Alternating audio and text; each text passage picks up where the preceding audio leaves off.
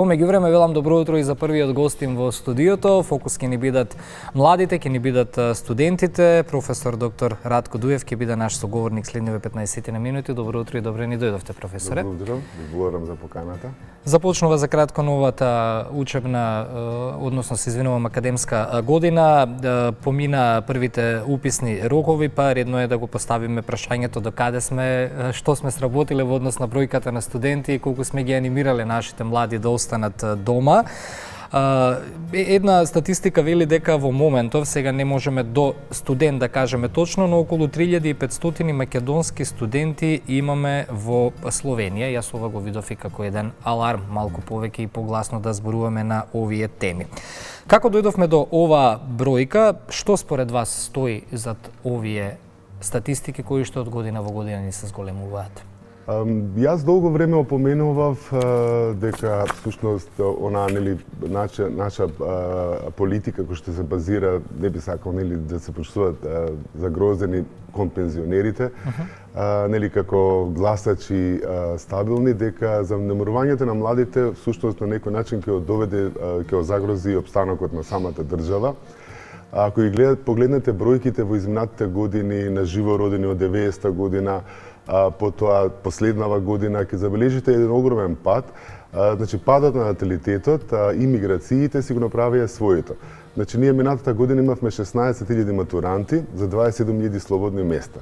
Значи сето тоа занемарување, државата направи многу измени законски во високо образование, стратегии, но всушност сите тие законски стратегии беа фокусирани на деканите, на факултетите, на професорите, а ги заборавија главните чинители на тој процес, а тоа се студентите.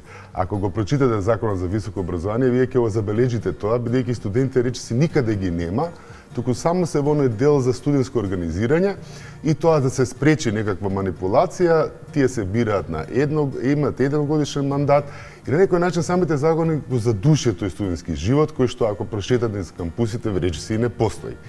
Од друга страна, па земји како Словенија, гледајќи го падот на наталитетот и миграционите процеси од како влегува во Европска унија, тие беа свесни и направија многу напор да го подигнат студентскиот стандард, да направат многу бенефиции за студирање на словенските универзитети и така да станат една од најатрактивните дестинации не само за студенти од регионот, туку и за студенти и од другите европски земји. Така.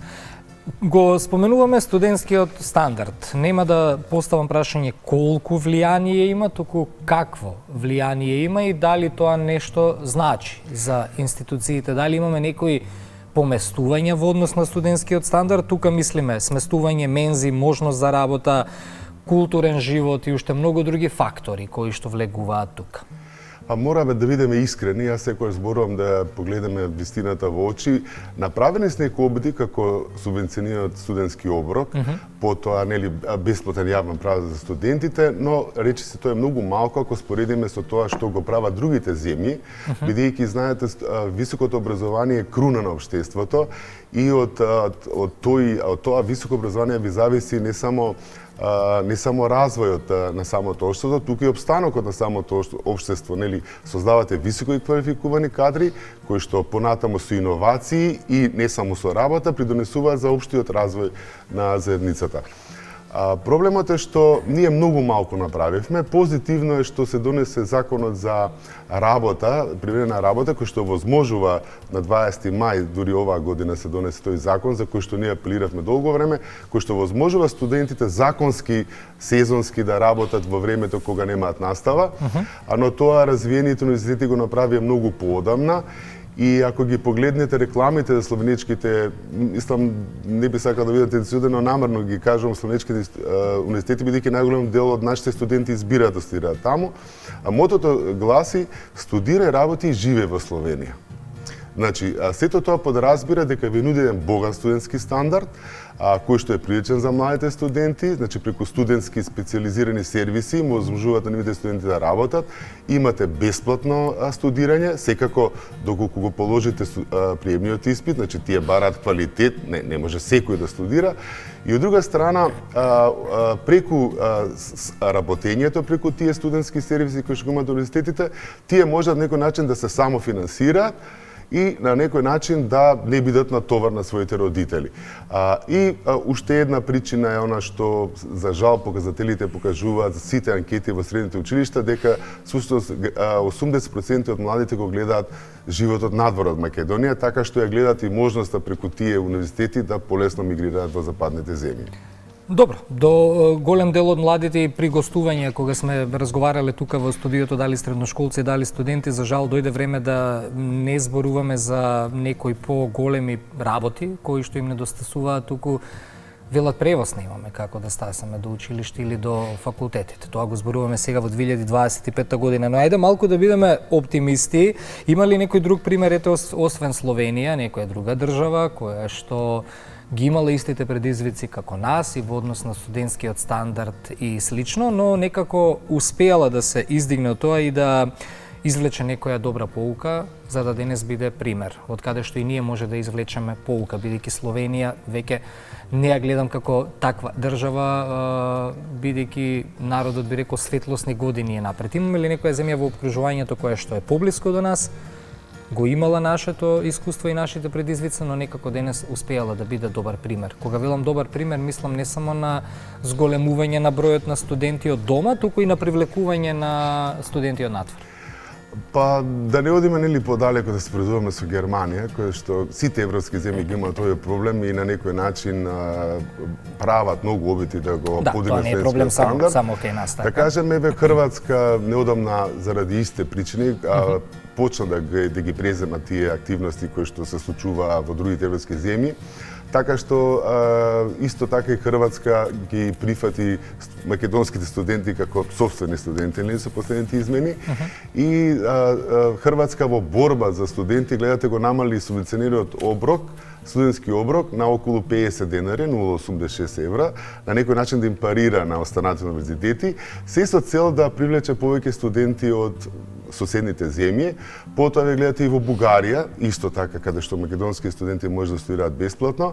Во Бугарија имаат оној многу интересен кампус живот, студентски живот, богат, содржаен, со нели спортски активности, културни манифестации, студенти се ослободени од многу плаќања нели за културни манифестации, театри, музеи и кина.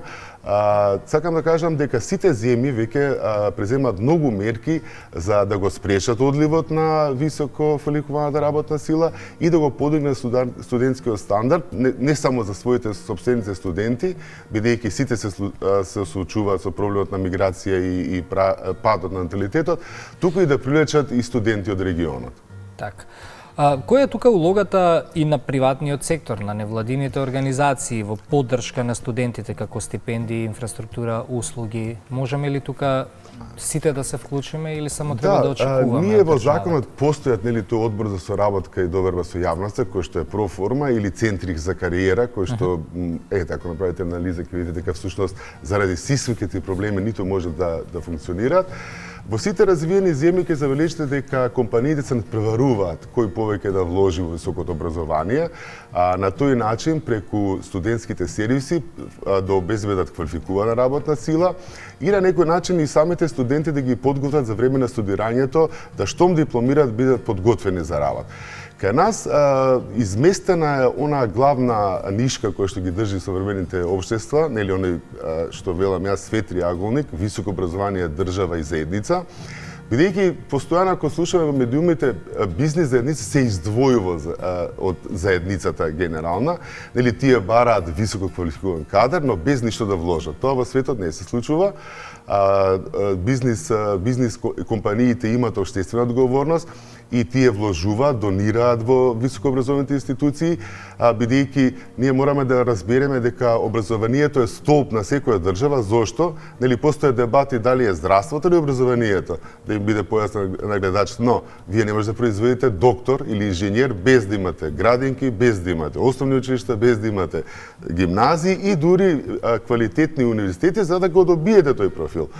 Така што додека и бизнес заедницата не свати дека и таа е дел од таа заедница и дека дел од својот профит мора да го инвестира, нели без можеби директно и брз поврат на тие финанси, на една подолгоречна стратегија, и тие на некој начин ќе не може да обезбедат квалификуван работна сила за да им помогне во нивниот развој како поединечни компании. сите сме на некој начин ја имаме одговорност како едно општество, ако се гледаме како целина. Затоа следното прашање ми е каде започнува одговорноста, мислејќи на институциите, мислејќи на универзитетите, студентите, луѓето, семејствата. Ете, зборувавме до сега, ги лоциравме проблемите, меѓутоа повторно ќе го употребам зборот оптимизам. Има ли назад од ова, дали некоја добра, конкретна стратегија, реална стратегија може да направи за некое време оваа тема да ја зборуваме на малку поразличен начин? Јас по природа секогаш сум оптимист и како мала земја мислам дека дел од проблемите многу можат брзо да се решат, можеби не за 5, 6, 7 месец или една година, но за една добра стратегија, за еден покус, да кажеме, долгорочен проект од 5 години, дека може да се поправат работите. Инаку морам да апелирам дека таа општествена одговорност е клучна за опстојувањето на секое општество. Ние мораме да бидеме свесни, бидејќи бројките се сурови, значи ние мораме да не се лажеме, но што го слушаме, ние победуваме, има голем интерес за студирање, значи 16.000 матуранти имаме. Ако погледнете ние во 1990 година сме имале 34.000 новородени деца, во 2010 сме имале 24, бројките се во Завод за статистика. 24.000 новородени деца, а ако минатата година сме имале само 16.000 новородени деца, ако ги земеме податоците дека минатогодишната генерација матуранти која што била 16.000, во прво одделение била 22.000 деца, значи некаде во тој процес исчезнале околу 6.000 деца. Значи, ние мораме свесни дека ако не преземеме долгорочно било какви чекори, доведен е всушност и обстанокот на државата. Значи, вие без човечки капитал, вие не може да зборуваме за развој, за напредок, за иновации. Всушност, непреземењето на мерки би на некој начин директно би значило изгаснување на државата.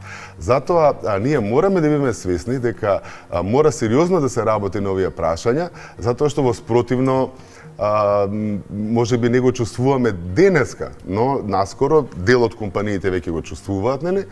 Но наскоро за 3, 4 или 5 години ќе се соочиме со некаква трагедија. Затоа мораме да се воведат и многу системски решенија. Знаете, клучниот проблем е што Законот за високо образование лекс специјалис. Нели, тој има предност на сите општи закони, бидејќи универзитетите имаат автономија, но ако ги разгледате сите други закони, тој е во коализија со сите други закони. Например, постапката за нострификација. Ние не можеме да привлечеме странски студенти, бидејќи процедурата за нострификација на дипломите е долга. Потоа, законот за престој во МВР на странски државјани. Од друга страна, во Словенија вие не треба да нострифицирате диплома. Значи, мора сериозно да се направи првин системски решенија, нели, да се преземат многу активности. Секако не мора се да копираме, знаете, од Западот, но тоа да се адаптира некако нашите финансиски можности се, но час поскоро ние мораме да преземеме нешто, бидејќи во спротивно судбината не ни е навистина убава. Добро, па и ние треба да земеме еден ден пензија.